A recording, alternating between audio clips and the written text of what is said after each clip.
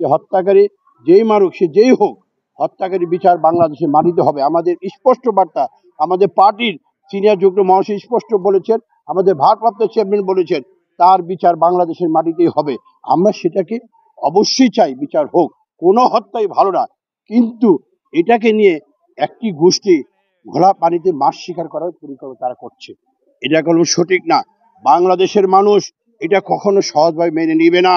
আমি আবারও হুঁশিয়ার করে দিতে চাই, আপনারা নির্বাচন নিয়ে যদি বানচাল করা অথবা নির্বাচনকে পিছিয়ে দেওয়ার জন্য ষড়যন্ত্র করেন, বাংলাদেশের জনগণ সেটা কখনো মেনে নিবে না।